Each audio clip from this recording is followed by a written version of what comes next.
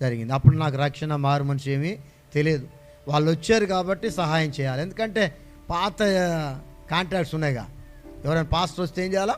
సహాయం చేయాలా. సైకిల్ మీద కూర్చోబెట్టుకొని కుటుంబాలు దర్శించడం, వారికి వీళ్ళకి చూపించటం, ఇవన్నీ కార్యక్రమాలు చేస్తూ మెల్లమెల్లగా వారితో పాటే తిరిగేవాడిని, కుటుంబాలు దర్శించేవాడిని, వాళ్ళ కుటుంబాలని పరిచయం చేసేవాడిని. ఎల్లందులో 1979-80లో ఈడ పరిచయం చేసిన వ్యక్తిని నేను. ఎలా అంటే మారు మనసు లేని పరిచర్య చేసిన వాడిని.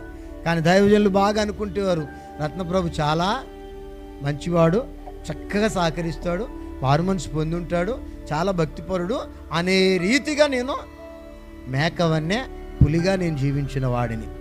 ఎక్కడ కూడా తప్పుడు పదాలు ఉండవు. యాక్టర్లో పర్ఫెక్ట్ యాక్టర్ అన్నమాట.